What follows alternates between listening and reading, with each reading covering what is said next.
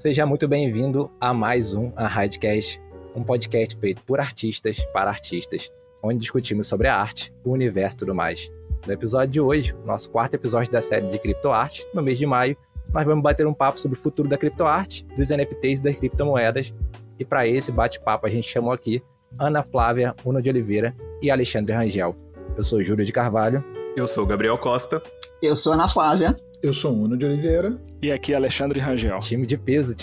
Muito obrigado por aceitarem participar e separar um tempinho pra falar com a gente aí. Só tem cara sinistro hoje. E mulher sinistra. Eu sou um cara sinistro também, tá de boa. Muito obrigado. Eu faço a apresentação aqui de todo mundo, vou fazer a apresentação de vocês aqui, pra quem não escutou os outros podcasts aqui, que o Uno já participou, mas eu vou fazer do Uno também. Ó. Ana Flávia Ribeira, filósofa, fundadora da Tribo Polimata, ex-executiva da área de tecnologia da informação por 20 anos, pesquisadora de tendências do futuro e professora. Alexandre Rangel é artista multimídia, desenvolvedor de software, doutor em artes visuais pela UNB, com a tese O Artista como Desenvolvedor de Sistemas Computacionais e Experiências Audiovisuais. Uno de Oliveira é diretor de VFX na Light Farm Studios e já trabalhou como lead supervisor de efeitos visuais da Rede Globo. Já fez parte da equipe de criação de efeitos de grandes sucessos, como Novo Mundo, Velho Chico, A Regra do Jogo, Avenida Brasil, Cordão Encantado, Saramandaia, entre outros. Galera, eu espero que a internet de vocês tenha peso para suportar o peso desse podcast hoje. Tá sinistro. Eu e o Júlio ficou mais inteligente aqui só de estar na presença dessa galera, hein? Só assim. Cara, eu não sei se o conteúdo é tudo isso, mas título a gente carrega pra caramba aqui. É verdade. E esse é só o resumo, Tá, a gente vai pro nosso recadinho agora e já a gente volta pro nosso episódio.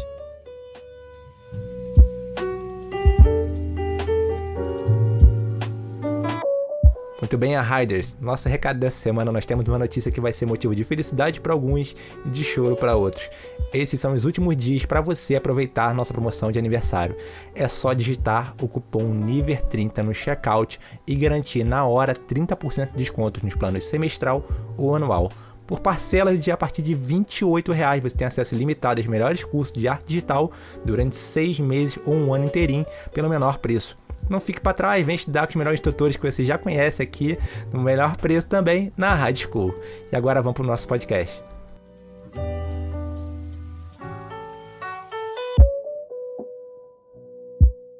Voltando aqui para o nosso episódio, a gente já falou aqui sobre os mitos e verdades do NFT, meio ambiente, essa questão da crise ambiental, a gente já desmistificou grande parte disso, mostrou como o futuro das criptomoedas, das transações, vai ser mais eficiente para consumir menos energia. A gente já falou de como entrar no meio de NFT, falou sobre saúde mental no meio de NFT e criptoarte, que é uma coisa que é muito importante, manter a saúde mental nessa nova tecnologia que está surgindo, esse novo sistema de contratos que está sendo usado para arte.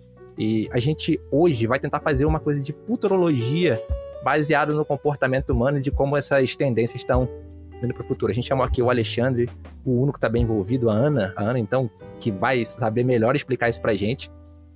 Eu acho um assunto muito importante, que é basear no que a gente já viu de tecnologias passadas, como a gente acha que essa tecnologia, esses meios de contrato vão influenciar a arte e o resto da humanidade, até, né? Porque eu acho que o NFT pode revolucionar grande parte do sistema de contratos e certificações e outros tipos de tecnologia, até em games, a gente vai falar sobre isso no episódio. Eu queria puxar uma ponta para Ana, uma pergunta. Como você vê o NFT mudando a maneira que a gente lida com a possessão da arte hoje em dia? Porque é basicamente um contrato inteligente, o Ethereum ele permite isso, um contrato inteligente que você garante que você é dono daquela propriedade, mas é um JPEG. No geral, a maioria das artes são JPEG, um vídeo na internet que você consegue baixar, qualquer um consegue ver. E hoje em dia as pessoas estão comprando esse direito de ter propriedade desse JPEG. Como você vê isso no futuro? As pessoas vão continuar comprando? Isso é só um hype? Ô, Júlio, vamos lá. Galera, primeiro muito feliz de estar aqui com vocês. Só tem fera nessa sala. Então, assim, a gente treme nas bases, tá? A gente vai tentar não dar vexame aqui. O que eu acho? O NFT é mais do que uma mudança de uma relação de posse. A gente está na primeira onda, no primeiro vagalhão, e a gente não tem ideia do tamanho desse tsunami. É um tsunami monumental. que veio para mexer, na verdade, com toda a relação que o ser humano desenvolveu ao longo dos últimos 2000 anos com posse, com propriedades, com bens. E, em última instância, se você olhar no NFT conceitualmente lá na base, ele é o primeiro grande vetor de desafio, e um desafio evolutivo ao único sistema que a gente tinha até então, que era o capitalismo, tá? Então, o que acontece? O NFT ele tem um quesito de retrabalhar a arte, retrabalhar o sistema de posse, e, em última instância, as pessoas vão começar a redefinir o que elas querem ter como propriedade. Mas isso só vai acontecer a médio prazo, vai acontecer, mas só deve acontecer como establishment, né? Como uma onda mesmo irreversível, quando o conceito de abundância estiver um pouco mais sedimentado na cabeça das pessoas. A gente está saindo de um mundo onde tudo era escassez, então a arte era valiosa, atrelada à escassez, a posse e usufruto. Agora a gente tem o usufruto, o prazer como vetor primário de comunicação entre o artista e o possuidor daquela obra de artista. Está se eliminando o conceito da posse da propriedade. Claro que tem muita coisa nesse babado ainda para acontecer. A gente sabe que tem trilhões de dólares aí subterrâneos precisando serem canalizados e, obviamente, o NFT para isso. Mas se você jogar numa curva temporal mais a médio ou longo prazo, vocês vão ver que o NFT está aí para transformar o dinheiro que está rodando em usufruto e usufruto em alavanca de novas coisas, não necessariamente mais através da posse. Eu acho que é um movimento lindo. A gente está vendo a história nascer diante dos nossos próprios olhos. A gente é uma geração privilegiadíssima, vocês não têm noção do quanto. Não sei se tem muito a ver, mas você acha que foi coincidência começar pela arte, esse lance de NFT, de criptomoeda, assim, de ser o primeiro a aceitar como moeda de compra, assim, a arte de fato? Claro, existiam outras coisas já, mas que explodiu, assim, que ficou conhecido, virou matéria no Fantástico, todo mundo tá indo atrás. Você acha que foi coincidência a arte ser o primeiro a explodir, assim? Mercado.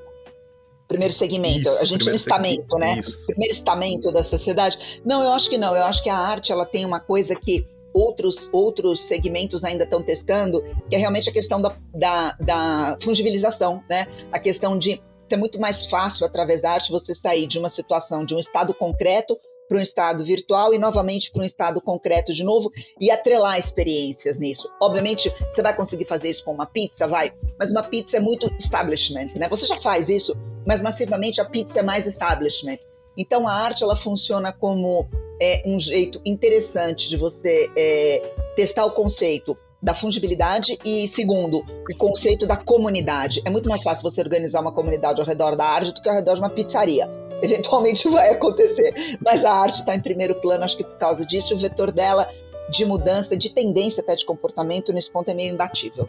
Eu não acho que tenha sido coincidência não, acho que era um caminho meio lógico. É claro que é fácil ser engenheiro de obra feita, né? Olhar para trás e falar, era óbvio que isso ia acontecer, mas era meio óbvio mesmo que isso ia acontecer, acho eu, vamos. Sei lá, Uno, não sei se você pensa diferente. Não, eu acho que é bem isso que você falou.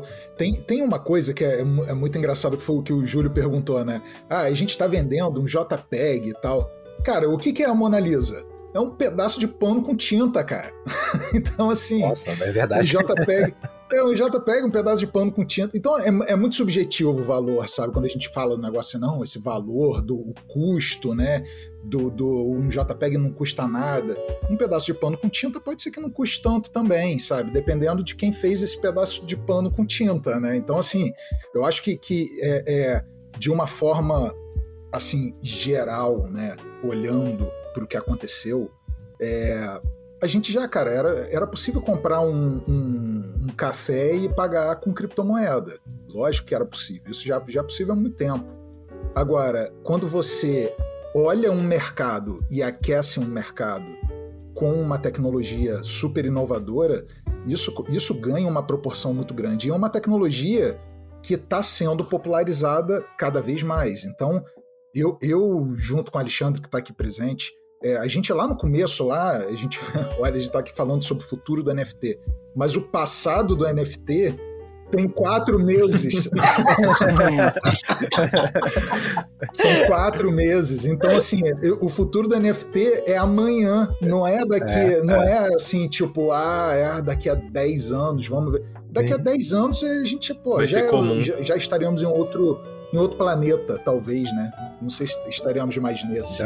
Você falou aí, desde que a gente começou a gravar um podcast sobre isso, né, em fevereiro, com o FESC, 1 bilhão de coisas já aconteceram no meio de NFT. É muita coisa ao mesmo tempo. Entra gente que a gente nunca imaginou que ia entrar, como o Perry Hilton, entrou no meio de NFT, e a gente fica assim, como assim é Perry Hilton? E acontecem várias outras coisas sobre as criptomoedas que estão engendradas nisso, né? Porque é uma questão que você tem que estar de olho nos dois universos, tanto de NFT, criptoarte e criptomoeda. Então, acontece muita coisa ao mesmo tempo. Aquilo que você falou, que eu acho que o futuro do NFT é no máximo daqui a 2 anos que a gente pode planejar. O resto, ou programar, ou falar. Porque o resto, assim, um futuro muito distante pra gente saber o que vai acontecer. Tem uma coisa que é interessante, que é o seguinte. Como a gente tá num ambiente que tudo é mato, quem define o futuro do NFT é a gente. É a gente que está usando o negócio, que está... Cara, quais são os processos, quais são as plataformas, quais são as opiniões, de que forma a gente vai usar o negócio, sabe? Eu acho que quanto mais a gente discute, eu já ouvi o Alexandre falar, já ouvi muito a Ana falar, e as opiniões deles do que, cara, do que pode ser o negócio, do que está sendo construído, vai me levando pro meu caminho também. E o meu caminho é de construir essa estrada, sabe? Então, assim, o futuro disso aqui que está acontecendo, quem vai construir é a gente. Às vezes a gente se sai um pouco, né, da história, né, e fala assim, o futuro, o que vai acontecer? É legal assumir, entendeu? Assumir e pegar e falar assim, cara, não, quem vai construir isso aqui sou eu, entendeu? Sou eu, é o que a Ana tá falando, é a Unhide, enfim, os projetos que vão acontecer, sabe? E toda essa discussão que a gente vai ter em cima disso. Eu acho que uma das características mais importantes que a gente não pode nunca esquecer quando a gente fala de NFT é que é a capacidade que se tem através desse novo modelo, né, de comunicação, desse novo modelo de comunidade, de se colocar de novo o ser humano que faz a arte no centro da discussão.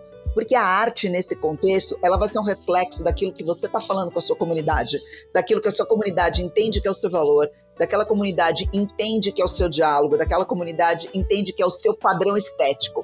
Eu vi o lançamento do NFT do Calvin Harris, Calvin Harris tem mais ou menos 1 mês e meio, eu fiquei alucinada com a experiência que esse cara proporcionou e como ele e o Emil, né, o Emil, o cara que dupla com ele, sim, como eles conseguiram fazer uma combinação que levava para o universo do Calvin Harris, e eu queria estar no universo do Calvin Harris. Então, quando vinha, foi aquela coleção dos peixinhos, eu não sei o nome dela exatamente, me escapou, mas ele conseguiu construir uma experiência que falava de como o Calvin Harris e o Emil entendem a arte, como eles entendem um sentimento poderoso de alegria. E eu fiquei alucinada por aquele NFT do peixinho dele. Cara, eu queria muito ter grana pra comprar aquela porra daquele NFT e falar, é meu, porque eu sou parte daquela história e eu faço parte daquela comunidade. Então, assim, essas pessoas que conseguem realmente ter essa explosão de vida e fazer as outras pessoas embarcarem dentro desse conceito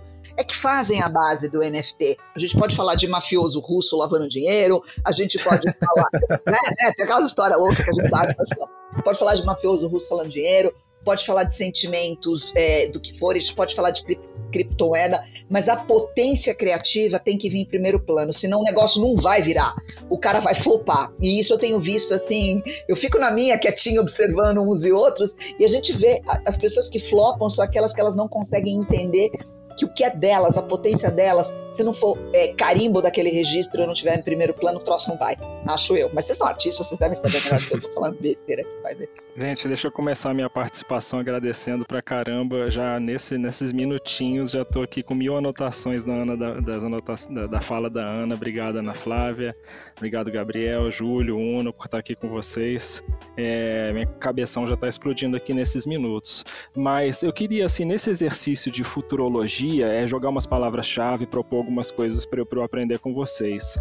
Uma historinha que já tá até meio já contada no meio do NFT, porque eu acho que separaria assim em 2 partes bem diferentes que a gente pode conversar sobre o futuro. Um é o NFT e o outro é o blockchain, que eu acho que muito da grande novidade a gente tá vendo o NFT, tá vendo as artes como cabeça de lança, mas eu acho que o blockchain que tá por trás que é o grande vetor de mudança, como a Ana falou, né? Uhum. Agora, essa historinha é o seguinte, essa anedota é uma ficção científica daquela série do Star Trek. eles descongelam um pessoal do século XX, eles estão lá no século 30, e uma das pessoas que eles descongelam é um banqueiro, aquele estereótipo do ganancioso, né, da pessoa gananciosa. E mostram o aparelho lá que eles já têm no século 30, que é o conjurador de coisas. A pessoa fala, eu quero uma Coca-Cola, aparece a Coca-Cola. E o banqueiro acorda ali e fala, nossa, eu quero que produza dinheiro.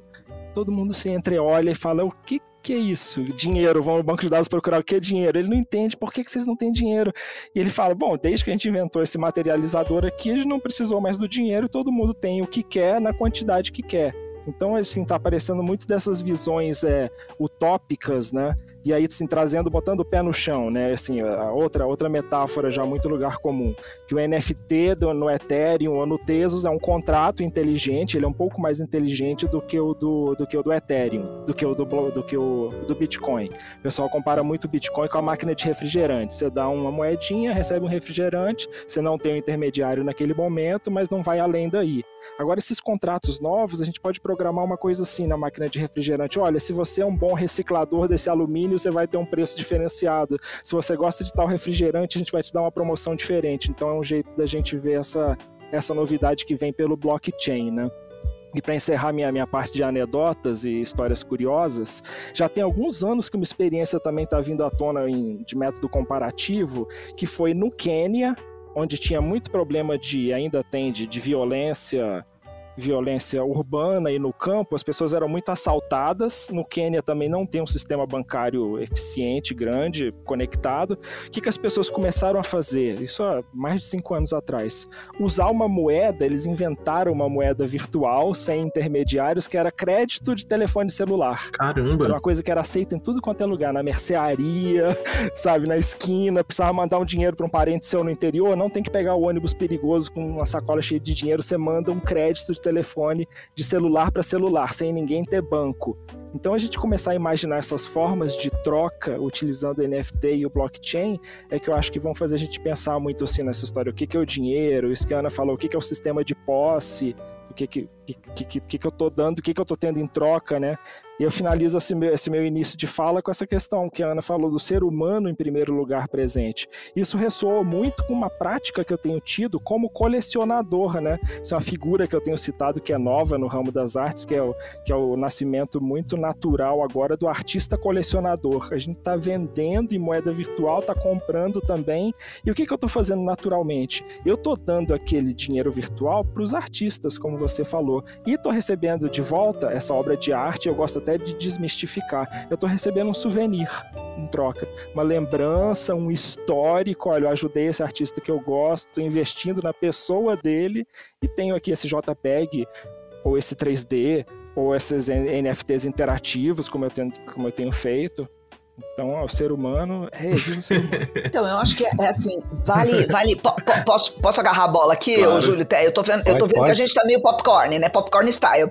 Cata a pipoca e sai correndo, né? Agarra no microfone e sai falando. Assim que é bom, assim é mais natural. Então tá bom. Pode falar, pode dizer que é bom. Então tá bom. Assim, eu acho que pra gente falar de blockchain, e pra gente falar, porque o blockchain na verdade, ele é uma maneira de simbolizar um lastro de confiança. A gente não pode deixar de falar do dinheiro como sendo aquilo que o dinheiro é. A gente se acostuma a entender o dinheiro como uma entidade física, mas o dinheiro nada mais é do que um símbolo, e sempre foi na história da humanidade, que podia ser um cauri, podia ser um saquinho de sal, podia ser uma moeda de cobre, podia ser panelas, qualquer coisa que simbolizasse o quê?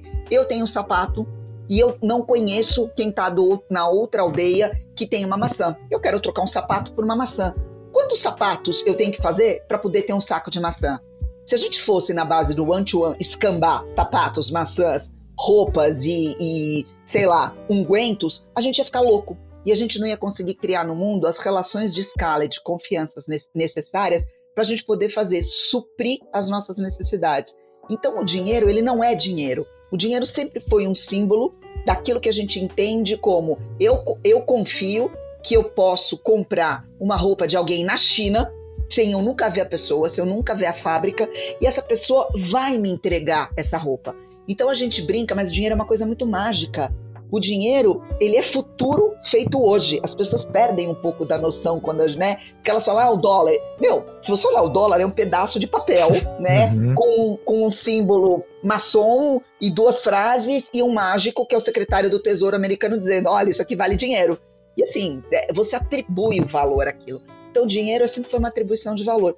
Só que a grande característica e o que o blockchain veio para romper é que desde que a gente se organizou nessas comunidades comerciais, nessas trocas de confiança, nessas narrativas que implicam trocas de confiança, a gente sempre precisou de quê? De gente no meio do caminho que dissesse, olha, esse dinheiro vale porque essa pessoa, essa tribo é de confiança e aquela outra tribo também. E eu faço essa garantia. E aí, esse sistema de lastro de confiança foi a criação dos governos, foi o esteio dos bancos centrais, das grandes entidades financeiras. Porque a entidade financeira, ela mercadeja com a relação de confiança. Você confia na instituição financeira e a instituição financeira vai te dizer, confie no chinês que você quer comprar e tá tudo certo. O que o Satoru fez foi... Satoru, eu troquei o nome do cara. Tá certo. Satoru. Porque eu tava falando outro dia do corredor e eu passei uma vergonha que eu troquei o nome do corredor com o nome do blockchain, né? O que o Satoru fez foi, na verdade, romper por causa de um viés anarquista de desentendimento de que não era mais necessário, porque, claro, quando você é responsável pela equalização de poderes e de valores, você cria um poder descomunal. E era isso que estava incomodando anarquistas e punks e desenvolvedores de sistema e pensadores ao redor do mundo. A gente atribuiu um valor desmesurado a quem simplesmente tem que mensurar valor. Só que se o valor é uma atribuição de confiança, tinha que ter um jeito das pessoas voltarem a confiar umas nas outras, colaborar umas com as outras, sem precisar de um organismo central que te cobrasse a tua alma, o teu rim, em troca daquela relação de confiança.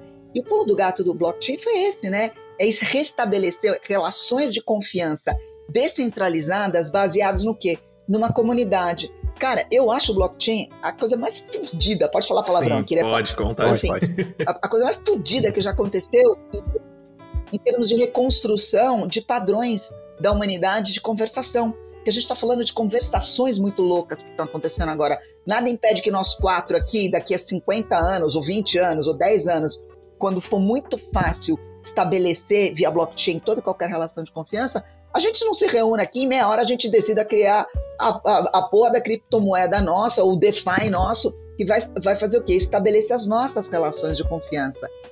Ana, isso vai dar bagunça? Vai dar bagunça pra caralho, que vai ter muita comunidade e muita gente querendo intermediar essas trocas, te chamando para essas relações de comunidade dela. Mas é por isso que eu acho que, assim, por mais que a gente esteja falando de economia, a gente tá botando o ser humano no centro de novo. Porque eu não vou confiar especificamente naquela cripto, naquela block. Eu vou confiar no Uno e no lastro do que a minha confiança com o Uno está dizendo que vai. E hoje, para o mercado de criptomoedas, já é assim, mercado de criptomoedas, o sobe e desce é pela confiança de quem está por trás daquele projeto. Puta, então tem pano pra manga aqui pra gente falar dos desdobramentos possíveis. Tá. Eu posso fazer uma pergunta pra Ana? Vou fazer aqui. Pode. Manda. Já é da casa, já. Ontem eu tava te ouvindo lá no Clubhouse e eu peguei uma frase tua que eu achei incrível, que você falou uma coisa sobre a debandada pra blockchain. É muito louco porque eu fiquei imaginando, sabe, aquelas milhões de pessoas se encaminhando para alguma porta de luz, sabe, essas coisas. Eu penso em imagem. Então eu fiquei vendo, cara, será que vai todo mundo, tipo um filme Metrópolis, uma coisa meio assim, sabe?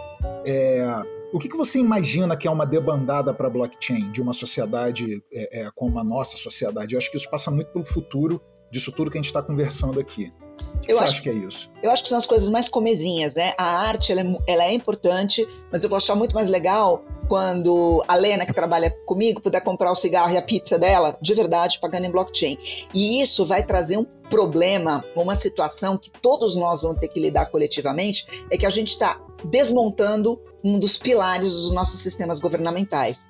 Então, o sonho anarquista de não governo ou sonho anarquista de uma diminuição do viés autoritário, inclusive para a mão pesada do Estado. E olha, liberal, eu acho engraçado porque o liberal e o socialista, no fundo, estão falando a mesma coisa e chegando lá do mesmo jeito, né? Um tá indo por um lado, outro tá indo por outro, mas vai bater todo mundo na dissolução das bases dos sistemas financeiros e governamentais. Então, assim, vai acontecer isso. A questão é, como é que os governos e como é que os sistemas estruturados de confiança dos grandes grupos, que são necessários também, né, vão conseguir conviver e se equilibrar com isso daí.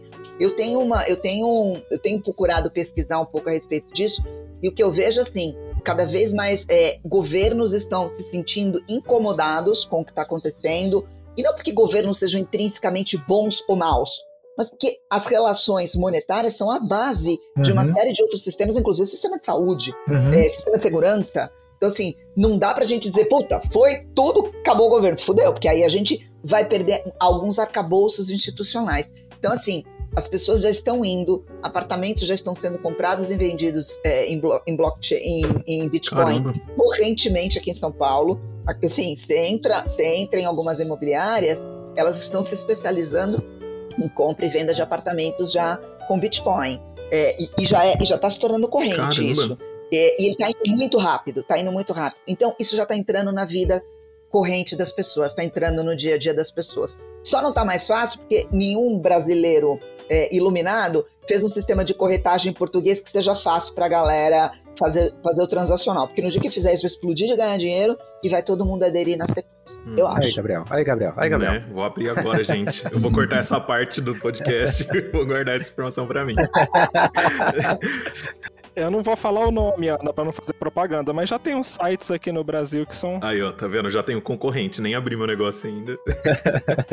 Mas tem 2 pontos que eu queria levantar, voltando um pouquinho na conversa, que o Alexandre falou de futuro tópico e que tem a ver com blockchain, que eu acho que o blockchain, num futuro, talvez utópico ou não, ele vai tirar de campo ou mudar o intermediário, assim, entre artistas e comprador. Falando assim, por exemplo, um banco de imagem, um banco de som.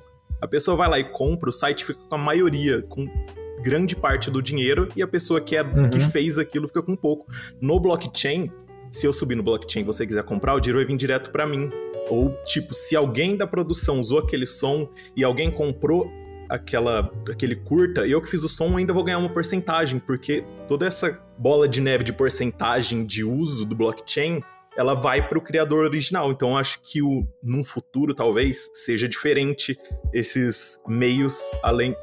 O site, ele não vai deter a maioria do dinheiro. Eu acho que ele vai servir mais como uma vitrine, porque aí o artista usando o blockchain vai receber mais, sendo o dono principal daquilo. Então, eu acho que pro artista vai ser bom. Não vou citar nomes, obviamente, de bancos, de nada, mas acho que deu para entender a ideia do futuro do artista no blockchain. Seja, sei lá, com arte, com imagem, com música, qualquer coisa, ele vai deter aquele dinheiro, deter não, né? Vai receber mais do que, por exemplo, usando bancos, colocando em bancos para vender, né? Mas aí o problema seria que ele teria que estar numa vitrine. Aí essa vitrine poderia cobrar, mas acho que não tanto quanto é hoje em dia. E o segundo ponto é do que o Júlio falou, de que hoje é um JPEG o que você tá vendendo. Mas ao mesmo tempo, isso já é coisa da minha cabeça. Por exemplo, se eu compro Mona Lisa e tá aqui em casa, eu quero mostrar que eu sou o dono do Mona Lisa, então eu vou ter que ficar tirando foto, vou ter que colocar na internet, ou vou ter que abrir uma exposição que não vai atingir o tanto de pessoas que um JPEG num museu digital meu iria ter. Então acho que essa corrida que a galera tá comprando agora, tá apostando, eu acho que a galera tá apostando em artistas, porque quem sabe quem vai ser o próximo Beeple, sabe? O Beeple ele já faz tempo, então ele explodiu agora. Tô dando o exemplo dele aqui. Então se eu compro uma arte do Fesc agora, eu tô apostando que futuramente ele vai ser esse artista fodão, reconhecido como, sei lá, Picasso, Beeple, assim, falando desse modo, assim. Legal, Gabriel. Sobre essa questão que você falou da visibilidade, eu faço uma comparação também com um artista holandês brasileiro, que é o Rafael Rosendaal, que desde o começo dos anos 90, ele produz arte eletrônica, ele tem um estilo, assim, bem minimalista, simplístico, e ele coloca isso na forma de sites. Então tem um site dele que é famoso, que chama Jello, que é uma gelatina que você passa o mouse e ela sacode. Agora ele fez uma forma de comercializar isso já há décadas, que ele vende esses sites. Esse Jello vendeu por $50 mil, e ele coloca no título do site o nome do colecionador, e ele faz uma comparação com uma estátua num espaço público onde tem ali uma etiqueta com o nome do colecionador, mas ele quer visibilidade, o site ainda tá no ar, só tá falando, tal pessoa que comprou. E colocando um pouco de lenha nessa história que a Ana falou sobre a confiança, né? Se está entre os humanos, se está entre as moedas, eu acho que é realmente isso que todos nós estamos convergindo na conversa, da gente bolar esse futuro que a gente quer. Se a gente quer uma coisa tipo Imagine, do John Lennon, um mundo sem fronteiras, né? Porque a gente já está muito calejado, a gente brasileiro, né? Que já está com seus 45 anos, a gente viu plano Collor pegando poupança de todo mundo, e desde os anos 80 a gente paga um imposto danado sobre tecnologia, e é um freio de mão na gente que trabalha com tecnologia. A gente tem que pensar, porque esses blockchains que a gente pensa que é relação humano-humano, muitas das moedas, por serem contratos inteligentes, já é ali uma semente do exterminador do futuro. Ele meio que tem um comportamento já que ele vai sozinho. O Sakamoto pode morrer, e o blockchain continua com as regras, então cabe a nós, né, ver como que a gente vai programar esse futuro, nessas interações, esses sistemas. Então, eu acompanho, eu trabalho com o entendimento de blockchain, Ale e Uno, tem mais ou menos uns 6, 7 anos, só para vocês entenderem. Tem bastante tempo. O que acontece? Meu background é background de tecnologia. Eu trabalhei com grandes projetos de segurança cibernética aqui no Brasil. São soluções de internet banking, soluções de biometria, reconhecimento, captura de dados, utilização, formação de bases. Alguns dos maiores projetos de biometria da América Latina foi a minha equipe que desenvolveu de ponta a ponta, inclusive para o governo brasileiro, Banco Santander, padrão mundial, enfiado até aqui. Eu negociava direto com a Espanha, implementando a partir do Brasil, porque o Brasil sempre foi muito, os brasileiros sempre foram muito bons em duas coisas, sistema bancário e soluções de tecnologia. Brasileiro é foda, brasileiro para essas duas coisas é assim, a gente está muito na frente de gringo, mas muito. Só pareado com o pessoal do leste europeu, que os caras do leste europeu, assim, eles arregaçam. Mas brasileiro, chinês entrou recentemente, mas chinês tem um outro viés que os caras são travados, eles são roda dura. Eles replicam mais do mesmo em escala monumental. Eles não conseguem inovar. Brasileiro é bom porque a gente sempre teve que dar um jeito no jeitinho. E é verdade, tá? O crime organizado em escala monumental, cibernético, sai do Brasil. Sempre saiu do Brasil, era exportado para a Europa, lá massificava, você criava os grandes pacotes de distribuição e de venda de fraudes cibernéticas, e era vendido na Deep Web, mas a partir de produção, tudo feito aqui no Brasil.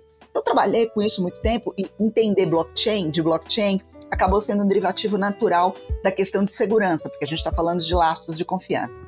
Eu estou contando isso para vocês porque tem mais ou menos uns 5 anos, teve uma iniciativa brasileira de um menino que se chama Felipe, eu estou tentando lembrar o sobrenome dele, daqui a pouco vem, junto com o João, que era da Bossa Nova Filmes, da Conspiração. Da Conspiração Filmes. E o que acontece?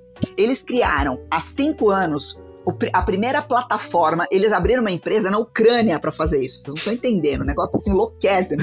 Eles abriram a primeira empresa, a primeira iniciativa no mundo em blockchain que visava, em cima do Ethereum, é que o Ethereum demorou e o projeto patinou por causa disso, mas que visava fazer o quê? A remuneração do provedor de conteúdo e do consumidor de conteúdo simultaneamente. Então tem uma cripto agora que se chama Theta, vocês já devem ter ouvido falar. Se não conhecem, corre, vocês não sabem que vocês estão perdendo. A Theta foi criada, pelo ex-vice-presidente do YouTube.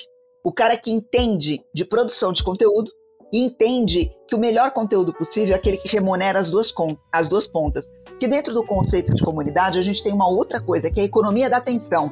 A atenção de cada um de vocês, a minha atenção aqui, é a coisa mais preciosa que tem. Para um artista que trabalha com NFT, isso é uma outra variável que ele tem que levar em conta quando ele está lançando o trabalho dele. Você está na briga, muitas vezes não é nem pelo reconhecimento do valor estético ou emocional da sua arte. O teu vetor zero é a briga pela atenção, é a economia da atenção. E a Theta se propõe a resolver isso. Ela parte do pressuposto que... e aí vocês têm que entrar... Theta.org, tá? Eu vou colocar o link que já achei, já vou colocar o link lá no nosso site da Raid, vai estar lá no YouTube, só clicar que tem todos os links que a gente comentar aqui. Então, o Teta parte desse pressuposto. Você remunerando, de novo, porque está dentro daquela criação de comunidade, está dentro dessa questão de lastro de confiança. E é uma maneira inteligente de você fazer, Gabriel, um pouco disso que você falou.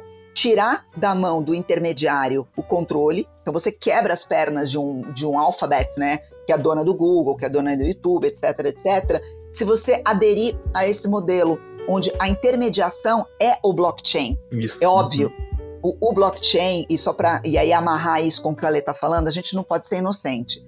Na verdade, esse conceito de crawlers, né, de robôs que ficam varrendo a rede, buscando informação o tempo todo, de mapeando o comportamento 360, e o próprio sistema financeiro especulativo baseado em bolsa de valores, já é 100% automatizado, tem mais ou menos uns, 5, 7 anos. Existe um sistema duríssimo, 100% criado algoritmicamente, rodando em cima de robôs, que faz toda a parte de compra e venda do mercado acionário.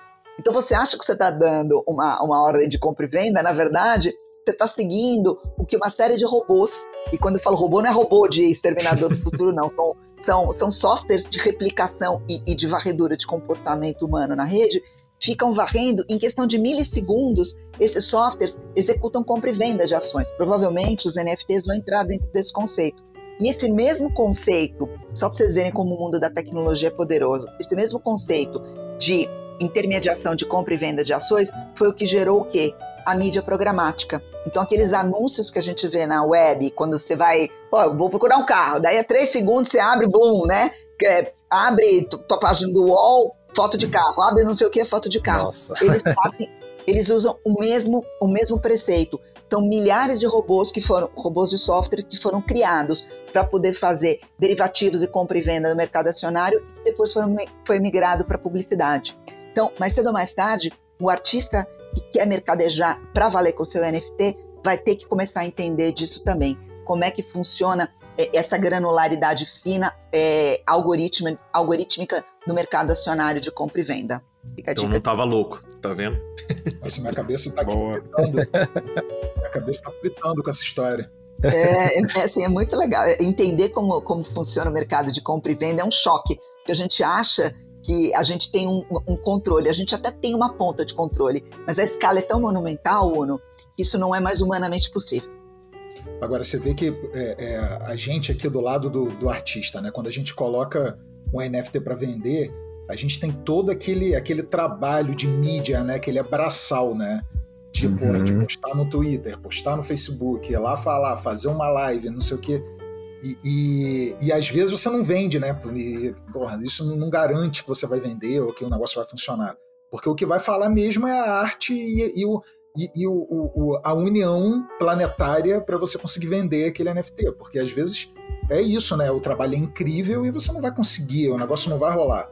Mas o cara que está trabalhando só com isso, ele está botando a pele em risco ali total, né? Assim, eu acho que é uma coisa que cada vez mais eu vejo pessoas fazendo isso, né? Mais fora do Brasil, aqui dentro do Brasil, são pouquíssimos que trabalham só monetizando em NFT. Agora, é um futuro, né? Eu, quando tive o primeiro impacto, assim, de venda, sabe? E de entendimento que a minha arte conceitual estava sendo conceitual e autoral, né? Minha arte autoral tinha um valor de mercado e eu poderia, entre aspas, sobreviver daquilo. Aquilo foi um impacto gigantesco para mim, gigantesco. E que mudou totalmente minha percepção e minha forma de olhar para isso tudo. E foi você está notoriamente mais feliz, né, Uno? Você está notoriamente muito mais feliz. Né? Não, com certeza eu estou mais feliz. E outra coisa, mais feliz, mais seguro do meu trabalho, entendeu? Porque assim, quando você vê que as pessoas estão curtindo, confiando em você e estão investindo na tua arte, cara, isso é incrível, entendeu? Isso é uma percepção que a gente não tinha há pouco tempo atrás. Então, esse movimento para blockchain, né, essa coisa toda, porque não é só isso, o que é um NFT? Tem tanta coisa acontecendo por trás dessa história, entendeu? Que eu acho que vai colocando a gente num outro mundo, um pouco paralelo, sabe? Um pouco paralelo do que a gente vive. Agora, é muito louco, porque tudo em relação a dinheiro e como que a arte junto com isso, né, a potência que isso tem, né? Em relação a dinheiro, eu começo a fazer muita conversão agora, sabe? Quanto que isso custa em Ethereum? E se, me chamaram para fazer um trabalho, eu vou cobrar em Ethereum ou vou cobrar em real? Caramba, é uma maluquice isso. Verdade. É uma maluquice. Ao ponto de eu ligar pro cara e falar assim, cara, eu não consigo te fazer um orçamento porque eu não sei se eu cobro em Ethereum ou em real. E assim, ele falou, cara, mas você vai cobrar em Ethereum desse mês ou do mês passado? De ontem ou de hoje? Porque tem isso também, é muito louco, sabe? É muito louco você entrar nesse universo e começar a refletir e viver sobre isso e começar a pensar, porque eu falei, não, para aí, por que meu trabalho tem que estar atrelado ao Ethereum? Por que ele não pode estar atrelado a uma stablecoin? O que é uma stablecoin? Por que ela está dentro do blockchain? Então você começa a entrar num processo de reflexão tecnológica e monetária que há 4 meses atrás eu não tinha esse problema. E é um problema incrível. Ono, eu brinco falando assim, você quer ser artista... Assim, eu vou fazer uma analogia, tá? Pura analogia. E assim, não briguem comigo, mas é uma analogia interessante. É mais ou menos que nem você querer ser dentista e não entender como é que açúcar funciona. Você não aprender sobre tecnologia e não aprender sobre o mercado financeiro. Claro que um dentista ele está preocupado com o dente, o artista está preocupado com a arte. Mas o que impacta no dente da pessoa? A porra do açúcar. Então não adianta. Você tem que conhecer do açúcar tanto quanto um endocrinologista para poder discutir com o teu paciente as condições do açúcar, do dente dele. E a tecnologia é o açúcar do dente do artista. Não tem como escapar. Então eu fico horrorizada quando alguns mentorandos meus viram e falam, eu resolvi fazer arte digital. Eu falei, tá. O que você conhece de tecnologia? Aí fica olhando para mim com aquela cara de circunstância e paisagem. Eu tenho vontade de jogar pela janela. Falo, criatura, senta aqui do meu lado. Vamos conversar. Vamos começar lá do começo. Então, assim, artistas, vocês têm que conhecer a história da blockchain. Vocês têm que conhecer a história do Satoru. Tem que conhecer o que é um Bitcoin. Tem que conhecer o que é uma stablecoin. Tem que conhecer do mercado financeiro. Tem que conhecer o que o dinheiro é, né? Já para falar de mercado financeiro. Tem que entender de mercado de ações, tem que entender de plataforma tecnológica e tem que entender de mídia. Então, assim, o artista, e aí eu vou puxar a sardinha para minha brasa, vocês sabem que eu fomento isso nas pessoas, né, Ono? E o artista está numa posição privilegiadíssima pela primeira vez em muito tempo de não estar a reboque de um movimento e sim assumir a frente. Mas não pode ser preguiçoso. Não pode ser preguiçoso e não pode ser simplista. Não pode. Eu vou ficar fazendo a minha arte na frente, baixar aqui meus 500 milhões de software, colocar todas as edições possíveis e a minha arte está feita. Cara, isso aí é só um 0,1% do que é ser artista. Então, o artista é aquele hoje, o artista para valer, né, nesse mercado é o cara 360. Ele tem que ter domínio do que ele está fazendo. Ele tem que entender as variáveis do que impactam na arte dele. Eu tô pretty much confident que esse é o caminho possível. É o único caminho possível para não ser engolido pela onda. Eu mesmo, né? O que eu tomei um banho, né? Ao molhar o pezinho nos NFTs, eu tomei um banho, foi dessa história do mercado, né? Não só o mercado financeiro, mas o mercado das artes, né? Porque eu, em 30 anos de produção de arte digital, não havia tido essa possibilidade de vender diretamente ou vender por meio de uma galeria. Então, 2 coisas que naturalmente acabei me vendo, assim, nesse universo financeiro.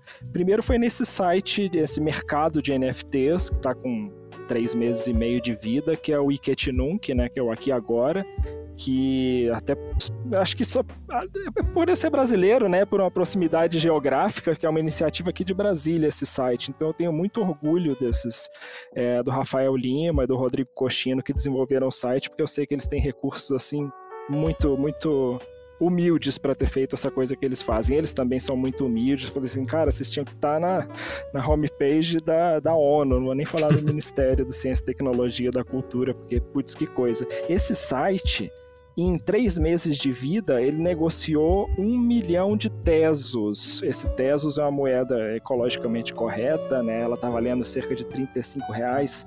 Então, eles movimentaram 35 milhões de reais. É uma plataforma que pega uma comissão minúscula, que é 2,5%, mas eles já tiraram aí nesses 3 meses quase R$900 mil com essa pequena comissão, né?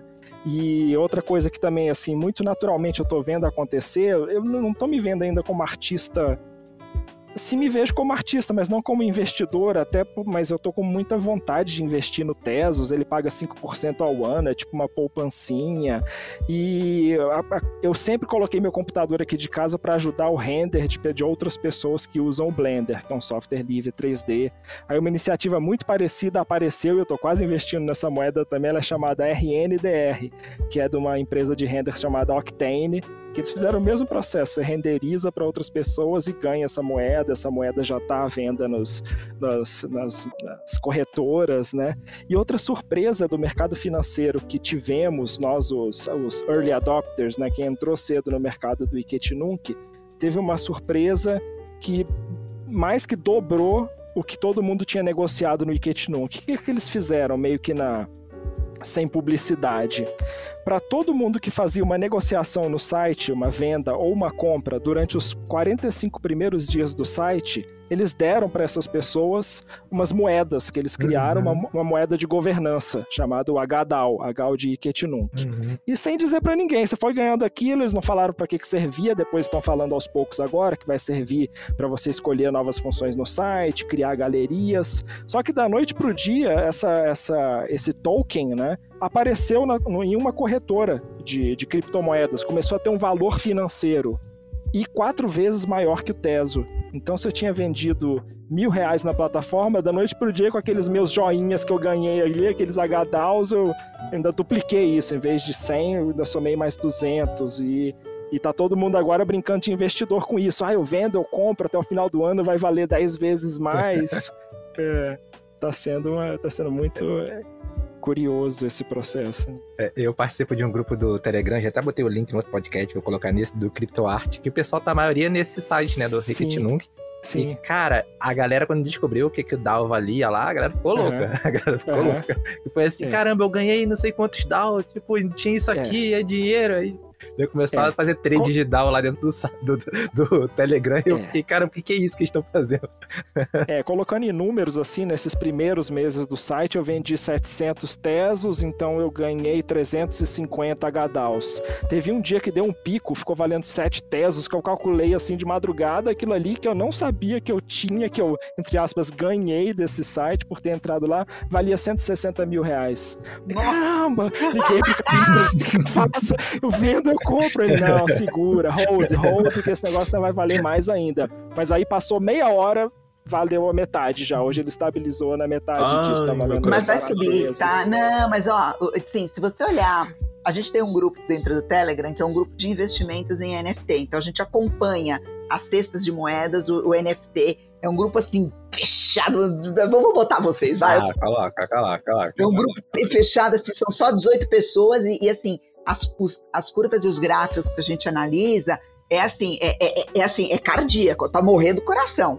Mas assim, o viés de subida ao longo de um período de tempo, de 4, de 2, 3 anos até, é brutal. Normalmente o sobe e desce do Bitcoin, que é o que derruba o resto das outras moedas também, está muito ligado ao período de realização daquilo que a gente chama halving. Eu não sei se vocês conhecem essa expressão. Não, mas explica para quem não conhece. O Uno conhece. Quer explicar, Uno? Pode explicar. Aí. Porra, jogaram para mim a parte técnica, né? Porra. Não, na verdade, assim, o halving, eu vou falar do jeito como que o artista entende o que é um halving. Mas fala em unês, a gente entende. Vou falar em unês, tá. Existe uma quantidade limitada de bitcoins a serem colocados no mercado, né? Então, de tempos em tempos, existe um halving. O halving, ele diminui pela metade o número de bitcoins em circulação. Então, por exemplo, a gente teve um halving, acho que ano passado, né? Acho que teve um agora há pouco tempo. Então, tinha um número X de bitcoins, aí a partir desse halving é colocado pela metade. Então, isso vai deixando o bitcoin mais escasso. Você remunera os mineradores também nesse processo. Exatamente. Os mineradores vão começando a ganhar mais, o Bitcoin fica mais escasso, tem mais consumo energético, é importante colocar isso também, porque a transação fica mais complexa, e vai ficando mais valioso o Bitcoin ao ponto de que o último halving Eu não tenho as datas na cabeça, mas o último halving vai ser tipo um Bitcoin sendo negociado lá daqui a alguns anos, entendeu? Então isso vai ser uma coisa muito difícil, muito escassa. Então é por isso que todo mundo fala, cara, você tem que colocar em Bitcoin. Bitcoin se compra e não se vende. É por conta dessa coisa da escassez e dos halvings que vão acontecendo aí pra frente. Como se fosse uma inflação negativa, né? Já programada na moeda, né?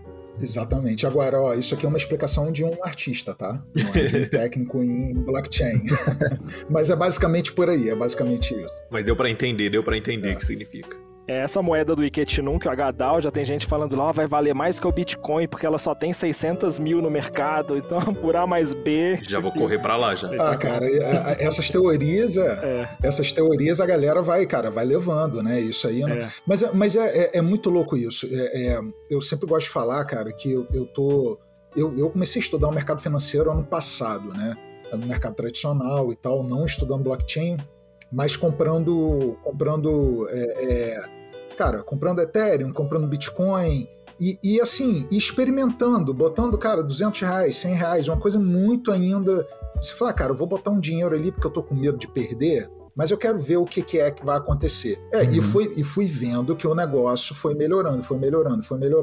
Aí, com o tempo, cara, você vai começando a ganhar confiança, entendeu? Confiança no investimento em criptomoeda.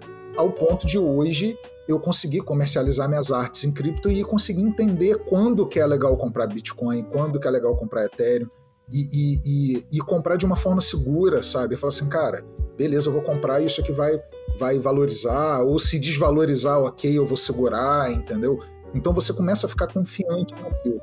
Eu entendo, voltando para o nosso assunto aqui do podcast, que o futuro disso tudo vem muito em cima da confiança do nosso uso da blockchain, entendeu? Então, quanto mais a gente usa, quanto mais a experiência dentro da blockchain for feita, e mais fácil a gente conseguir caminhar dentro disso, mais o futuro será promissor, mais a história lá da debandada para blockchain, porque é bem isso, sabe? É bem uma coisa de facilitar o uso, né? Hoje, se eu ligo pro meu pai e falo assim, pai, compra uma arte minha lá, ele vai levar uma semana, eu acho, ele não vai conseguir, entendeu?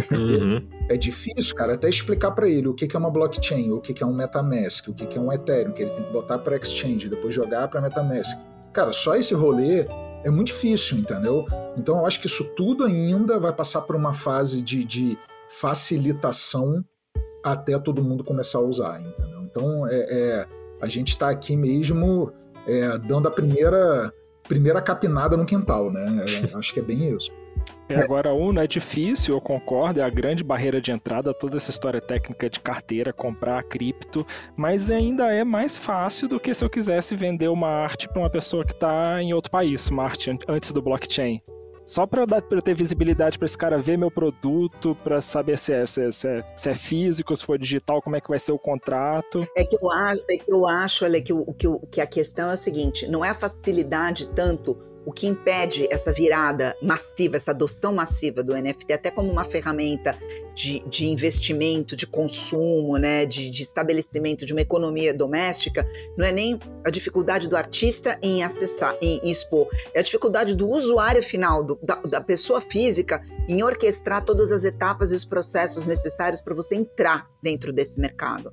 Então, assim, sim, o cara tem que entrar numa corretora, comprar Bitcoin, pegar esse Bitcoin, converter em Ethereum, mandar pro MetaMask, do MetaMask você manda pro site do leilão, aí, né, pra galeria, aí você compra, aí você volta, coloca na MetaMask de novo, aí você perdeu tuas 12 seeds no meio do caminho, você chora porque você tem 500 milhões. Pô, assim, é uma desgraça, meu. É uma desgraça. Perdeu de frase já era. Senta e chora. Perdeu o sítio, fudeu, né, meu? Assim, eu perdi a minha, mas eu não tinha nada. Não tem gerente pra ligar, né? Como perde esse de frase, Gabriel? Como perde esse de frase? Pera aí, ó. Eu não perdi, eu só não sei onde que ela tá. Boa. Tá, Não, é assim, no dia que eu for assaltada aqui, se eu for assaltada aqui em casa, eu quero que leve a televisão, a geladeira, tudo. Mamãe, não me leva a porra do post-it que tá com o Cid pendurado na parede. Post-it na parede. Post-it na parede. Não, você sabe que eu pensei assim, eu falei assim, não, só tem um jeito de eu não esquecer, eu vou fazer uma tatuagem. Perfeito. Mas aqui no Rio de Janeiro, é capaz de arrancarem meu braço e levar meu braço. Arrancar a pele. Eu acho que assim, a gente vai, e aí puxando um pouco da sardinha, porque eu acho que vai acontecer, a gente vai ver muito rápido as grandes corretoras e adotarem sistemas de criptografia biométricos mesmo. Eu brinco que assim, o melhor do mundo era o celular poder snifar teu DNA, né? O teu celular cheirou teu DNA, a tua relação com senha está resolvida. Mas a gente está caminhando para um mundo onde, por exemplo, o roubo de senha é muito mais valioso que o roubo da criptoarte ou a duplicação da criptoarte daquela pessoa.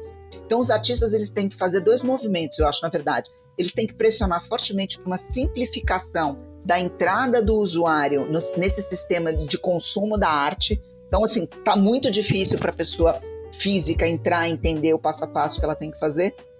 E uma outra coisa que os artistas têm que fazer é entender que na relação de posse, compra e venda, talvez o jeito de ganhar dinheiro ou o jeito de perder dinheiro implique em outras coisas que não seja a comercialização da arte propriamente dito, mas tudo aquilo que está na comunidade ao redor daquela arte. Tem a segurança, a simbologia, a compra e venda, a quantidade de vezes que o artista vai permitir que aquela arte seja mercadejada. Tudo isso tem que ser muito bem refletido. Não pode, o artista não pode, ou não deveria, pelo menos, aderir sem refletir pesadamente em todas essas etapas. No final das contas, vai bater nele de novo, tá? Como consequência de não ser dono de um mercado ou dono de um pensamento, e sim a reboque do que outras cabeças, principalmente tecnologia e mercado financeiro, estão querendo impor. Então, acho que, assim, por isso que eu falo, artista, estuda tecnologia, vai fazer o curso do Alexandre, pelo amor de Deus, e vão aprender tecnologia, porque assim, é obrigatório que vocês têm que fazer. Obrigatório. Não, se a galera tá achando que entrar no meio de NFT e criptoarte difícil, eu venho de arte tradicional. Tenta entrar numa galeria de arte e fazer uma exposição. Eu desafio qualquer um aqui a fazer. Quem já fez sabe o quão é difícil organizar e fazer uma vernissagem.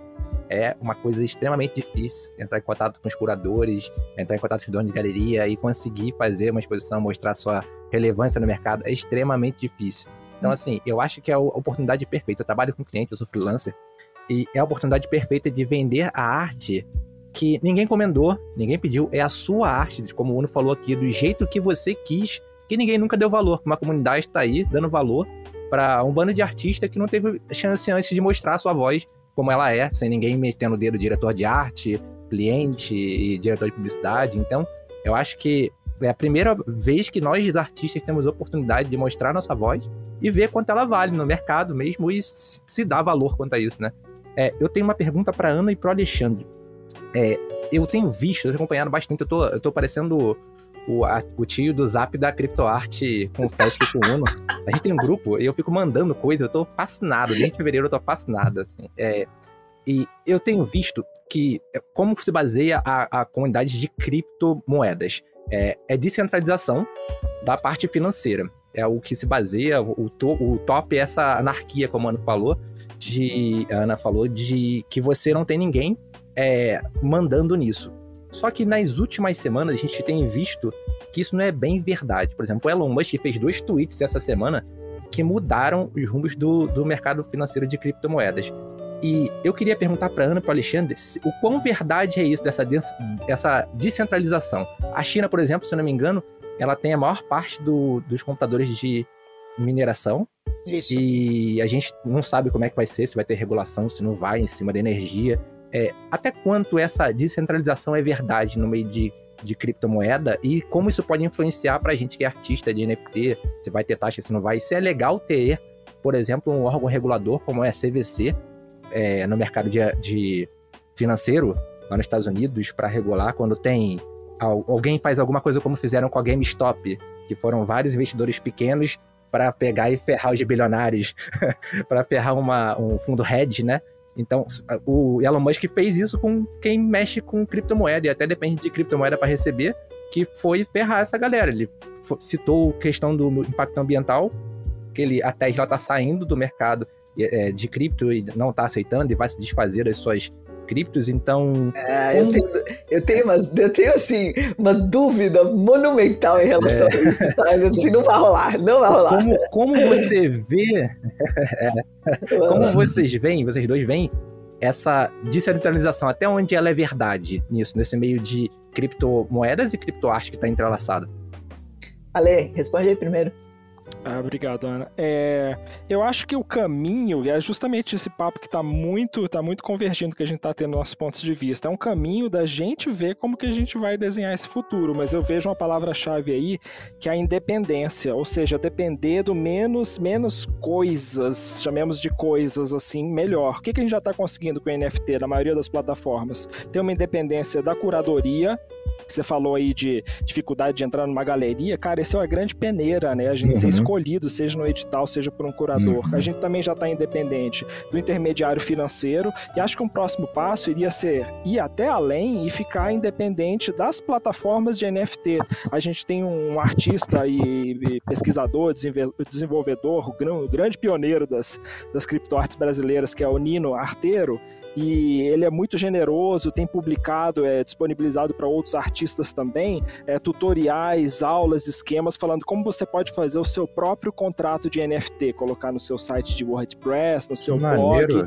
É muito legal, sem ter que depender da plataforma. E, você, assim, acho que com dedicação faz esse tutorial, mas é uma coisa que está ficando cada vez mais simples, né? Olha a gente lá atrás, estava dependendo da plataforma do Orkut para colocar nossas artes. Acabou o Orkut, vai tudo por água abaixo. Então ainda tem gente que não está entendendo, tem empresa, né, como eu vejo, que não está entendendo ainda essa questão do NFT quando coloca curadoria. Outro dia eu vi lá um aplicativo para NFT dentro da Apple Store, precisava ter uma senha da Apple para você se logar e tal, que vai contra toda essa questão assim de identidade, restrito tudo que você vai dar da sua identidade para os sites, né? Você vê um site de NFT, você loga ali com a sua carteira, você não precisa dizer o seu nome, criar uma senha, então tem plataforma que está vendo isso de uma forma meio distorcida. Eu acho que o caminho é a independência.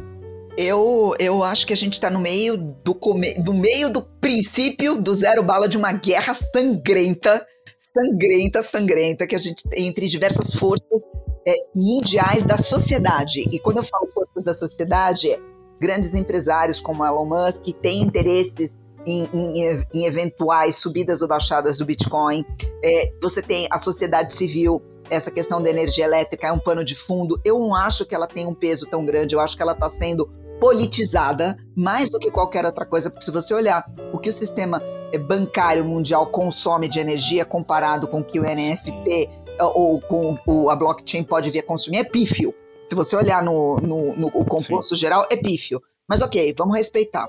Então você tem o mercado financeiro, você tem entidades governamentais, você tem interesses privados, você tem a sociedade civil no meio, você tem grupos anarquistas no meio do caminho, e são 500 milhões de narrativas distintas tentando estabelecer quem confia em quem e quem que vai dominar essas narrativas. Se trata de domínio de narrativas, né?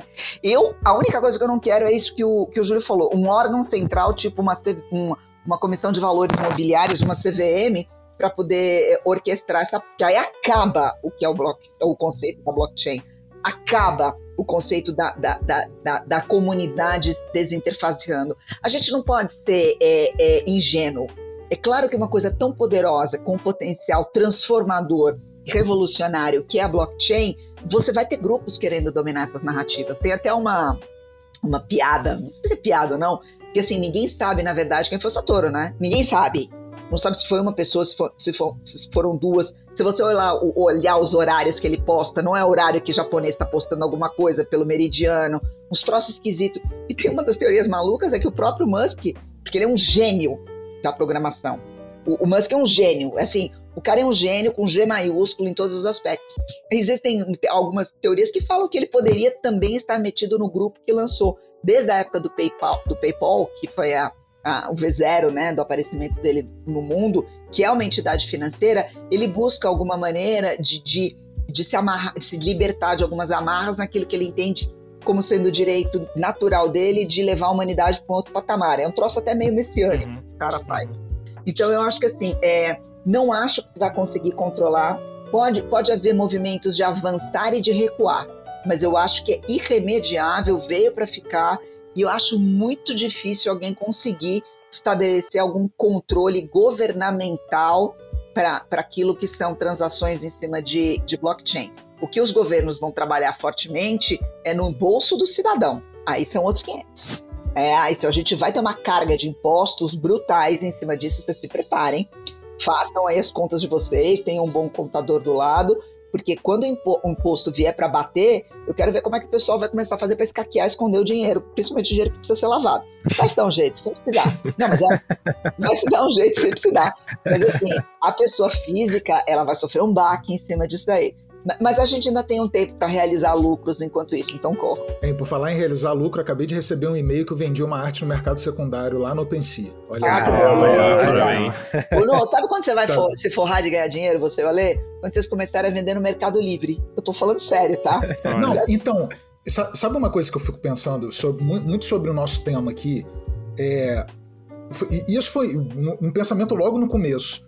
O dia que um Instagram da vida, ou um Facebook, tiver um botãozinho ali, compra essa arte. E você vai clicar ali e você vai comprar isso dentro da blockchain. Vocês acham isso possível? Mesmo o Facebook sendo centralizado e enfim. Então, o Zuckerberg já tá vendo isso. Pode aparecer da noite pro dia isso aí, eu acho que não vai contra. Eles querem ganhar dinheiro, isso aí a gente não iria contra o sistema deles não. Se eles puderem legalmente fazer isso, demorou de aparecer. O Zuckerberg tentou comprar a Foundation. Caramba! O Zuckerberg tentou comprar o Clubhouse, ele tentou comprar a Foundation, ele tentou comprar o Twitter. Então, ele não conseguiu, então tá vindo uma Foundation dentro do Facebook, não, isso é certo.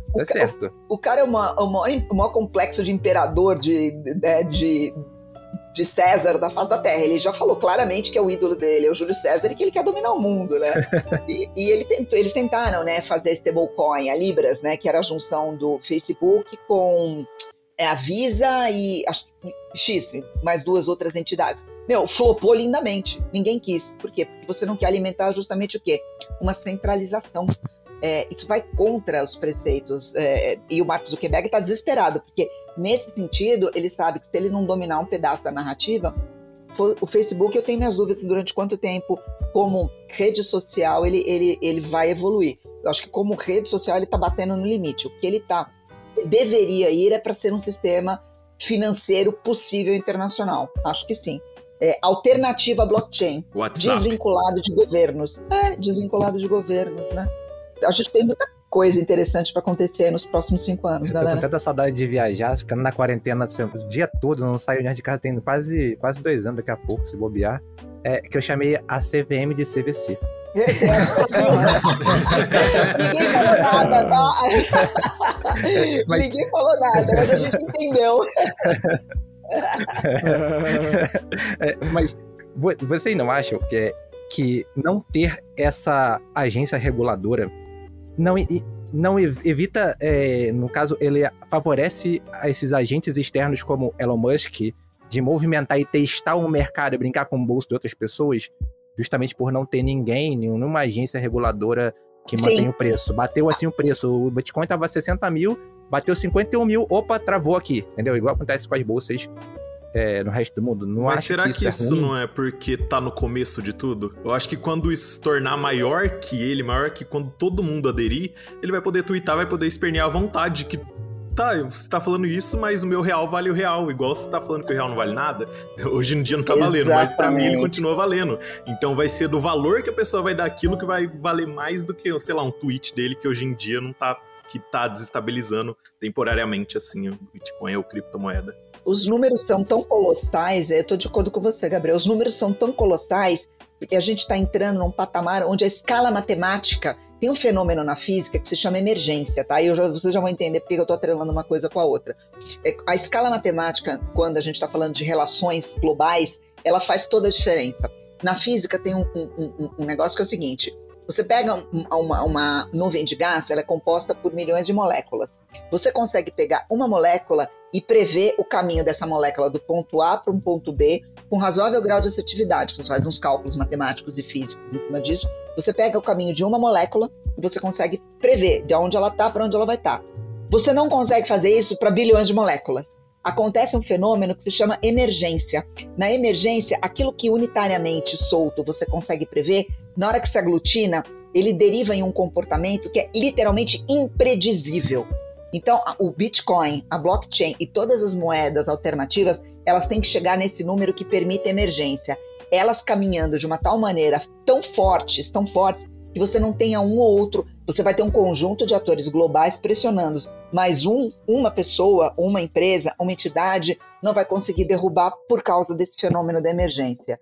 E por isso que tem que assim, tem que soltar a manada, tem que abrir as portas lá, a porta do Uno, né, do anjo dourado lá, tem que abrir para a manada passar. Tem que emergir esse comportamento, que é um comportamento impredizível, que aí o Elon Musk não puteia mais com a gente. Mesmo ele tendo bilhões em Bitcoin ainda vai essa exponencialidade, ele não conseguiria mais mexer no mercado como ele mexe hoje? Ele consegue, mas eu não acho que pelo fato dele ter muito Bitcoin ou ter pouco Bitcoin. Os interesses do Elon Musk são outros. Ele quer ir para Marte, ele quer ser Dodge, né? Ele quer ser o imperador. É o outro maluco, né? Que eu adoro ele, assim, casava com ele fácil, se ele quisesse casar comigo, apesar de ser meio maluco. Até eu. Mas assim. Quem nunca, né, Gabriel? Quem nunca? Vamos chegar num acordo, gente. A gente vai parte que eu amo. E aí, ele quer ir para Marte. Ele quer autonomia para poder investir massivamente. E o Elon Musk ele precisa de muito recurso, porque tudo que ele se propôs para fazer é extremamente caro. Você precisa de um lucro avassalador, você precisa de um saldo de algumas centenas de trilhões de dólares para poder alavancar isso daí. Então ele brinca um pouco com o mercado também, eu acho, porque ele vai gerando liquidez para ele investir onde realmente ele quer e precisa investir, que é ter essa liquidez focada em sair fora da Terra. E, gente, eu sei que não é o tema da gente, mas pensem, dos 10 grandes trilhardários da face da Terra, das 10 grandes empresas trilhardárias da face da Terra, vocês estão investindo em viagem espacial. Isso fala alguma coisa, né? Isso fala alguma coisa. Uhum. E assim, é o produto certo, a viagem espacial, com o sistema financeiro certo. Porque o dólar, sistema financeiro tradicional, governos tradicionais não conseguem suportar essa escalada humana de desenvolvimento. A gente precisa de recursos para isso. E lembra que dinheiro não é dinheiro é fé no futuro, né? Então, assim, o Elon Musk é louco, mas ele não é tanto assim. Ele não vai afundar com nada que é tão precioso. E alinhavando com os NFTs, a humanidade querendo ir para Marte, não dá para levar a Mona Lisa na espaçonave, né? Então, o NFT encaixa aí perfeitamente. Vai lá. Explodiu a mente agora. No relógio, né? Leva um servidor pronto, levou todas as artes, NFT, acabou. Não, mas a gente tá brincando, mas o NFT, por exemplo, ele tem uma pegada de ser a arte ideal para o mundo onde o ser humano está deixando de ser homem, né? A gente, nessas aulas que o Uno pode estar participando, que de vez em quando ele consegue ter um tempinho, ele entra, uma das teses principais é que nós, seres humanos, estamos na beira de uma separação filogenética. O que é uma separação filogenética? A gente acha que a humanidade sempre foi uma, né? A gente sempre achou que o Homo sapiens fosse o final de uma cadeia evolutiva. Imagina, a gente era sapiens, neandertal, desonoviano, florenses. Nós éramos pelo menos 6 ou 7 espécies de sapiens convivendo simultaneamente, se mesclando entre si. E assim, por um acaso evolutivo é que o sapiens virou, porque podia ter virado outra coisa. E o que acontece? Essas pressões, porque a cultura é o nosso sexto sentido, né? Por isso que o artista é tão importante, porque a gente tem olho, a gente tem tato, audição, paladar, a gente tem 5 sentidos, e tem o sexto sentido, que é a consciência, e o sétimo sentido, que é a cultura. A cultura é o sentido externo materializado no corpo humano. E cada vez mais, como a gente não está submetido a pressões naturais, a cultura e a consciência ganham status dos 2 sentidos mais importantes na relação do ser humano com outros seres humanos. Então, e o NFT, ele é o produto certo numa sociedade onde a cultura tem um aspecto de relevância brutal na mediação do contato humano, cada vez mais. Então, assim, é a arte ideal para o mundo da biogenética, do mundo onde o ser humano está provavelmente se separando em alguns filos, e um desses filos é o filo que vai para Marte, porque vocês não têm dúvida, se a gente for para Marte e o povo ficar lá, eles não vão ser humanos, eles vão ser marcianos, galera. E assim, o corpo deles vai mudar. Em paralelo aqui na Terra, a gente também está mudando o nosso corpo.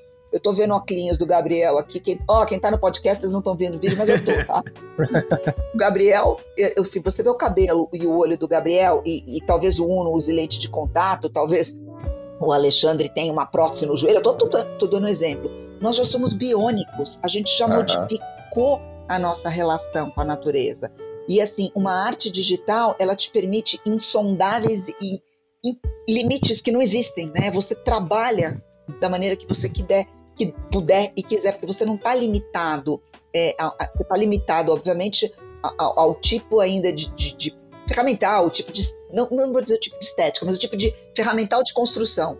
Mas tirando isso, você pode ser aquilo que você quiser, você pode vender como arte aquilo que você entende como a cultura mais expressiva do ser humano. Cara, isso é ímpar na história da humanidade.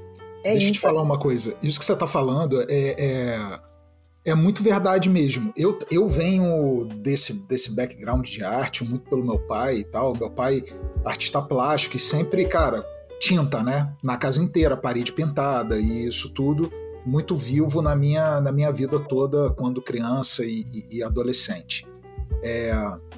Eu depois que eu vim morar no Rio sozinho, eu vim me desenvolvendo muito na computação gráfica exatamente por uma oportunidade mesmo, sabe? Então, assim, eu trabalhar no tablet aqui e trabalhar no computador, cara, para mim é muito mais prático, é mais limpo, tem uma série de questões, entendeu? Que me colocou para trabalhar dessa forma. E é muito louco que hoje, quando explode essa coisa da criptoarte, do NFT, é em cima de um trabalho que eu já vim fazendo já há muitos anos, entendeu? E por conta de uma limitação física mesmo, de olhar e falar assim, cara, não, para aí, eu não tenho um lugar para ter quadro, para ter tinta, para ter... Apesar de eu amar e querer fazer isso, eu preciso fazer isso, ter esse contato físico com os objetos. Mas eu já venho desse lugar já de criar a coisa digital, entendeu? E para mim tá tudo certo.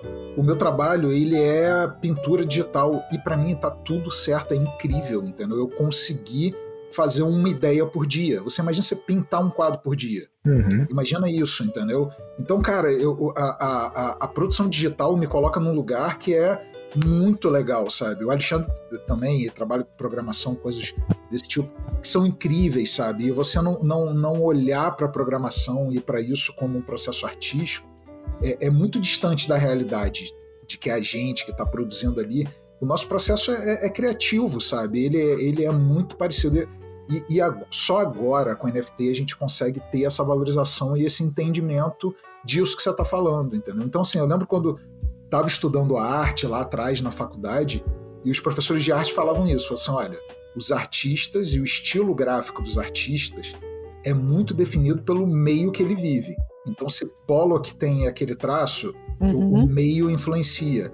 Se Salvador Dalí, enfim, tudo aquilo é influenciado pelo meio, pelo ambiente que o cara tá. E o meu processo de arte digital é muito em cima disso, cara. Porque, cara, tá aqui, tá do meu lado, tá fácil.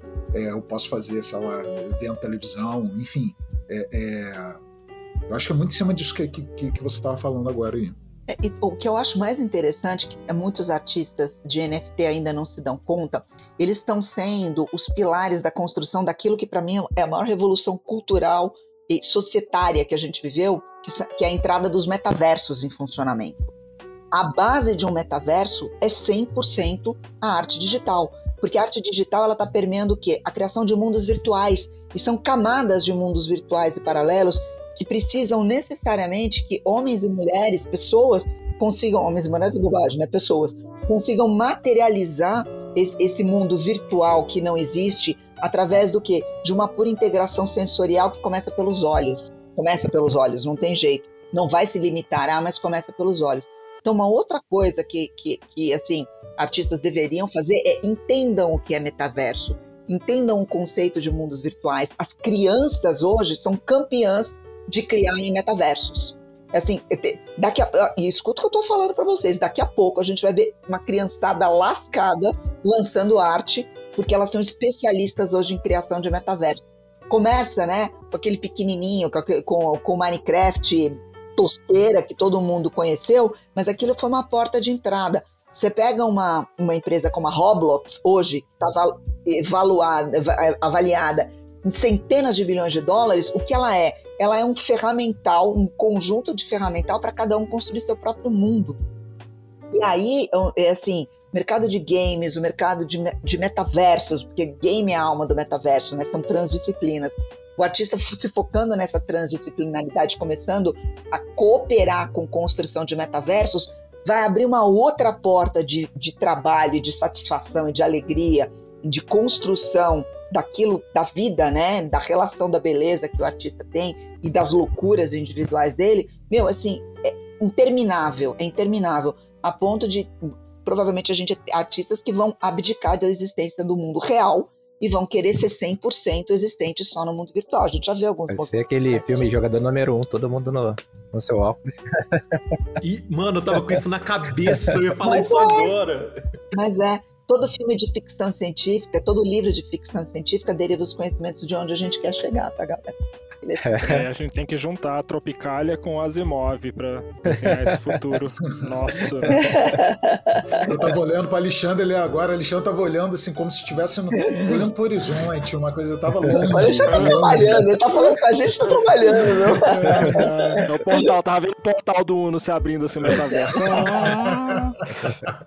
Eu tenho que fazer essa imagem, cara, a debandada pro metaverso. Nossa, eu quero, Uno, eu quero. Eu vou fazer. Ó, a gente vai ter que ganhar em cima cooperativa aí, hein? Ideia cooperativa.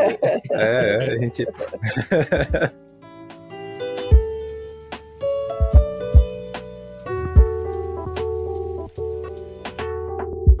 A gente tá aqui conversando e, cara, minha mente tá explodindo aqui, espero que vocês também. Eu vou chamar esse time de novo pra outro podcast, porque, pô, tô aqui fascinado. A gente tá chegando aqui no final do podcast e tem uma parte do podcast chamada Unhide Indica. A gente pede pros convidados indicarem um livro, um filme, um jogo, qualquer coisa. Não precisa ser relacionado à arte, não precisa ter relacionado ao podcast. Então, primeiro, em ordem, Alexandre, Ana e depois Uno. Cada um pode indicar uma coisa aí pra gente.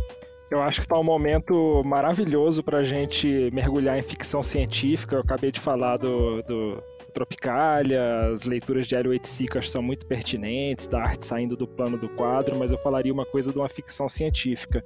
Dei uma olhada num conto do Asimov, hoje em dia é fácil de achar até em audiobook no YouTube. A pergunta mais importante. Meu, eu amo esse conto! Eu amo, Alexandre! Ai, mandou muito bem! Muito bem! Que maravilha! Pô, eu não conheço, vou ter que ver isso. Nossa, eu vou ver hoje depois dessa reação dela. Curtinho! 15 minutinhos. 14 páginas. São 14 páginas. Meu, é fudido. Ai, que delícia! Amei. Fala o nome de novo. Calma aí que fala o nome de novo. Isaac Asimov, a pergunta mais importante. Calma aí. É a pergunta mais importante ou é a última pergunta? Vai no Google, É porque que já falhou. Mas eu tenho que colocar lá no link, eu tenho que colocar lá pra galera. Última, né? Então, a última. Peraí, deixa eu ajudar. Eu vou colocar lá no link, Peraí que eu tô botando aqui no Google. Achei um audiodrama, galera. Vou colocar. A última pergunta. Nossa, gente, tô curioso. Acabando aqui, eu já vou ver. A última pergunta. Tem uma bebedeira aí no meio do caminho monumental nesse conto. Os diálogos estão ótimos. Achei um audiodrama aqui, cara. Vamos escutar depois aí. 1956. Isso, assim, é de 1956. Vai fazer um século. E esse conto não perde a atualidade. Ele é incrível.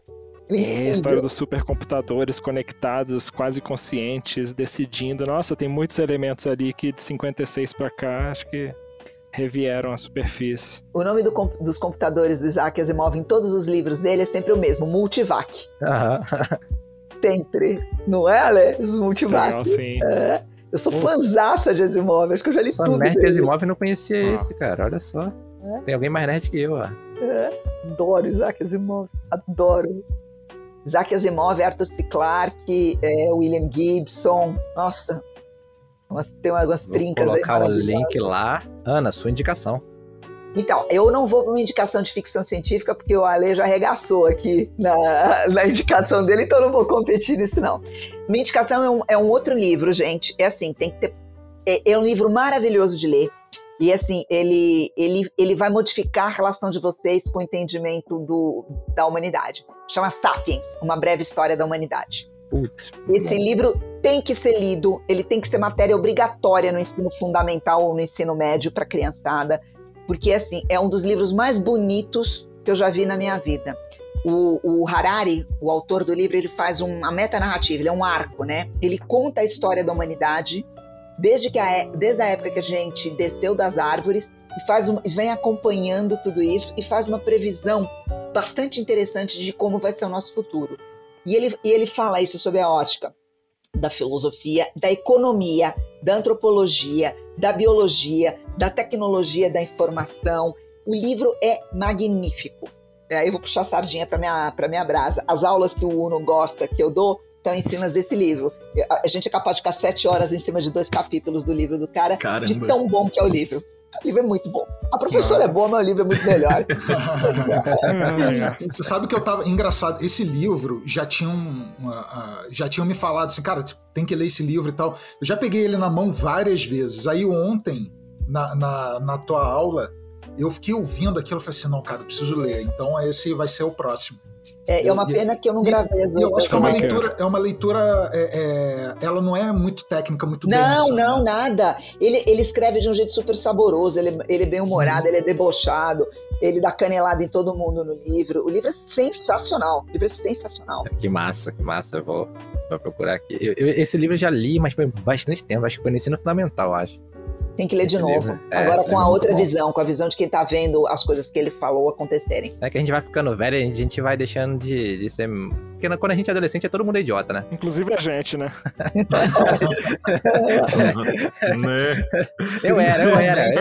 Eu era totalmente idiota na adolescência. Nossa, então, quem não? Eu vi que, assim, eu fiquei assim, caramba, muita coisa que eu li, assim, eu era nerd, fã de Asimov, e hoje quando eu leio as coisas de Asimov, Duna, e eu fico assim, caramba, cara, que é isso? Agora eu tô entendendo o livro de verdade. Não é só a questão de ficção científica, é a questão humana. Duna é sensacional. O Ale, vai ter a série, né? Vai ter Sim, um longa, né? Eu acho que é um longa. Vai ser na Apple TV? Acho que é um longa. O Duna? Não, do Fundação, do Isaac Asimov. Fundação vai virar série, eu acho que da Apple TV. Caramba, que demais. Da hora. Uno de Oliveira, sua indicação. Bom, minha indicação é a 2ª temporada do Love, Death and Robots. Nossa, eu tô pra assistir. Agora. Boa. Saiu sexta-feira passada. Eu vi um primeiro capítulo, já fiquei chocado. Eles estão fazendo uma pegada bem Black Mirror. O primeiro eu achei fantástico. Nossa, amo Black Mirror. Então, o primeiro capítulo do Love, Death and Robots, eu já lembrei muito de Black Mirror, sabe? E pra gente que trabalha com personagem, com arte, e junto nessa história toda de ficção científica, cara... A estética é incrível, né, Uno? Uma puta referência. Puta referência.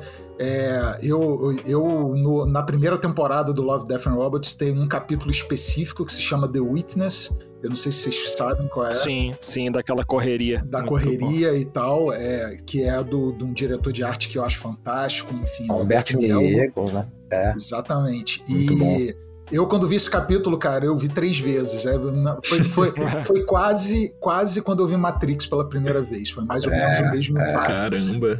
Então, Love, Death and Robots é um lugar bom pra gente estudar, pra gente ver e pegar referência. Gente, se vocês quiserem fazer jabá do site, canal do YouTube, qualquer coisa de vocês aí, pode fazer. Pode fazer que a gente coloca o link lá, mas pode falar também. Isso, eu tô reunindo minhas pesquisas, as obras de arte no alexandrerangel.arte.br. Vou colocar lá, Ana, se quiser falar aí. Eu queria, o meu trabalho é não remunerado e eu faço questão de receber todo mundo. Amanhã, terça-feira, que dia que vai ser amanhã? Dia 18. Abre o Clubhouse para Android. Tem uma sala no Clubhouse que se chama Tribo Polímata, que é a minha sala, onde a gente só reúne gente legal, não é acadêmica, não é nada disso, mas as discussões são de altíssimo nível e a gente fala sobre absolutamente tudo, tem uma discussão. A gente fala de tendência de futuro, a gente fala da história da humanidade, a gente fala de arte, a gente fala de criptomoeda, a gente fala de inteligência artificial, a gente fala sobre bioengenharia, biotecnologia, a gente fala sobre gatos e cachorros, a gente fala sobre consciência, filosofia com neurociência. Então, se juntem, venham para o Clubhouse, eu tenho convites, me pinguem, porque agora vai abrir a porteira Nossa, eu vou entrar. Eu tenho Android, eu só tô esperando. Amanhã, a porteira do Uno abriu, então venham para a Tribo Polímata, vocês vão ser muito bem recebidos, vocês vão dar risada, e vocês vão ver que papo interessante que rola lá. É tipo esse aqui. É verdade, muito bom. Bom, podia fazer no Space do Twitter, né? Que agora tem uma coisa tipo Clubhouse no Twitter, já viu? Já, cara, mas assim, eu tenho minhas restrições, porque eu já vi tanta coisa tóxica no Twitter. Nossa, você resumiu. Eu fico horrorizada, sabe? Eu não tenho maturidade pra lidar com isso. Então deixa lá no Clubhouse por enquanto que tá bonitinho, quando dá briga a gente gerencia e tá tudo certo. Galera, esse foi o podcast aqui. Agradeço a Alexandre, agradeço a Ana, agradeço a Uno por aceitar participar aqui. Foi bem legal. Vocês vão voltar com certeza. Pô, achei maneiríssimo. O cara explodiu aqui. Espero, galera, que vocês tenham gostado. Esse foi mais um Radcast. A gente se vê semana que vem. Tchau, tchau. Falou. Valeu. Valeu. Beijos.